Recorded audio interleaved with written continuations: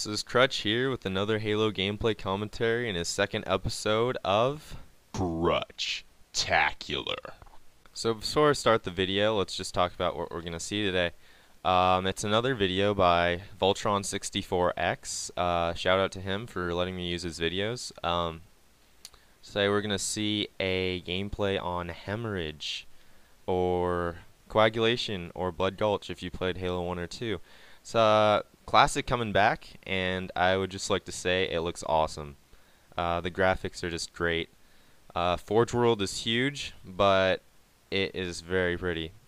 I just have to hand it to Bungie. So let's start the video.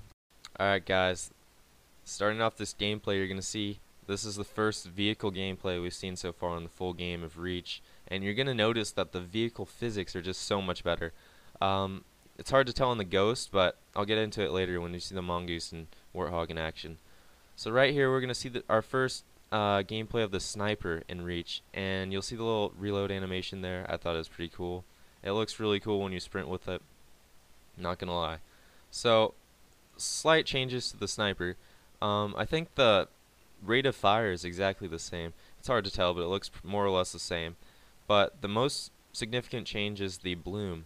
So Bungie said they're going to try and make the sniper more idiot-proof, and I guess what they meant by that was, and the bloom's still going to expand to the same level, but what's going to happen is it's going to reset to a smaller circle a little bit faster, so you can center your shot a little bit easier. It does help a little bit. It looks a lot like the Shadowrun Rifles bloom, if you guys have ever played that, and probably has to do with Sage Muriel being both one of the lead guys in Shadowrun at Fossa Studios as well as in Reach. So right there you'll see you can jump over the Ghost pretty easily with the new jump height. In this video we're going to get a lot better look at the bloom on the DMR and the pistol. I know the last video was kind of bad quality. This one's not that great either, but we're making with what we have. But yeah, we're going to see a lot better shots of that. So right now he's getting killed by the Revenant, New Covenant vehicle, and you could probably tell by his death stream that the explosions that this vehicle makes are awesome. I'm gonna be excited just getting killed by this thing. It just looks awesome when that thing hits the ground. Man. Alright, so a lot of people were asking about armor ability balance. I guess I didn't really talk about that too much, but changes to armor lock are to get the EMP, you actually have to hold the armor lock down a lot longer. So you can't just go into it and pop right out and pop their shields. It's a little bit cheap. So another thing that's changed is if you get punched while you're in armor lock, you're not going to take down their shields. So armor lock's gotten nerfed a little bit. I think that's a good thing. I didn't like how many people were using it in the beta. It's one of the most frustrating armor abilities. I felt like is almost necessary because of the ridiculous grenades on sword base, but that's changed, so we'll see how it works in the real game. It's hard to tell without actually playing it, so I'm going to try and do my best here. So we can talk about hologram, another thing that's been introduced. Basically when you press X it sends a hologram which walks straight to where you're aiming with the weapon that you have out, and get shot once, it disappears. I don't really think it's that useful. I think if you're good enough, you don't really need it. You can juke out people without hologram. So I think really that hologram's just limiting your ability, because you could be choosing other armor abilities that are more useful. That's just my take on it. As you know from the last video, sprint's gotten a little increase in running time, so you can sprint for 1 second longer. I think it's Bungie's trademark 7 seconds. But yeah, I think the changes on most of the armor abilities are just little tweaks. And I think they're for the best, really. Armor lock nerfed, jetpack a little bit better, and sprint a little longer. Oh, and I can't leave out the drop shield, of course. It's basically the bubble shield, but a little bit different. It recharges your health and it's destructible. I thought the bubble shield in Halo 3 was pretty annoying, and because it really just broke the flow of gameplay, but This drop shield, it's not going to be as bad. You can destroy it if you shoot it enough, and it only recharges your shield, your health, sorry. So, oh, and I didn't even mention the animation for it looks awesome. It's the animation from the Starry Night trailer, if you guys have seen that, for Halo 3, where Master Chief throws down the bubble shield, and it looks amazing.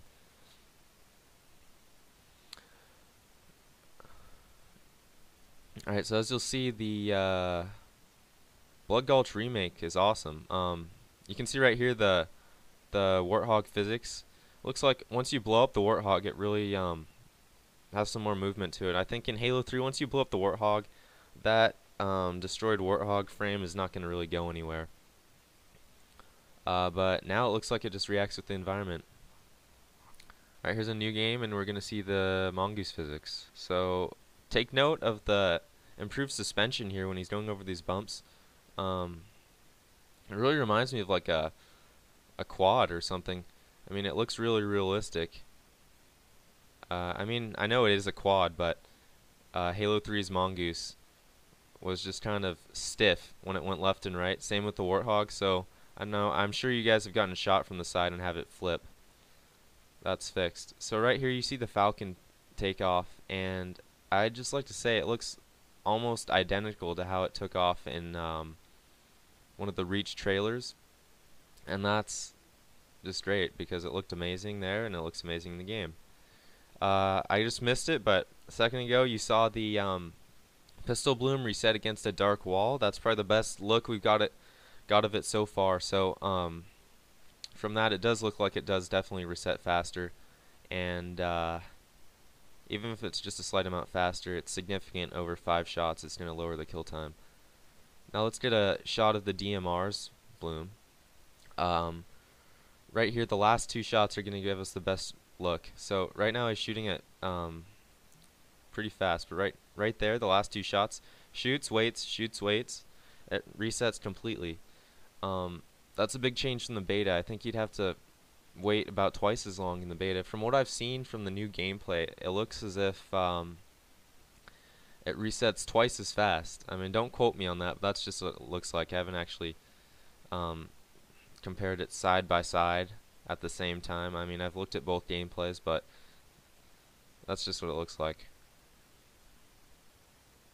Right now, this guy's gonna go on a killing spree with the new Warthog. Sorry, the new Scorpion. What am I saying? It looks pretty sweet. I like how Hemorrhage doesn't have any Spartan lasers or anything like that, and it's countering vehicles with vehicles, which is nice. Guy just got an achievement asking him what's a killing spree. Alright, now he's gonna get out of the Scorpion, and we're gonna see some more Warthog physics. Alright, here it comes. Warthog's going to come in from the right, and you can see Warthog physics are much better. I think it's more realistic. Alright, so let's get to the next video. So in my first video I promised you guys some firefight footage, so that's what I'm going to bring you guys. This is footage taken from IGN.com. It's firefight versus mode, and we're going to be watching the elites. This is a short 30-second clip, and let's get it started. Alright, so we're spawning as the elites in versus mode. You're going to see the grunts and such, or allies, coming in.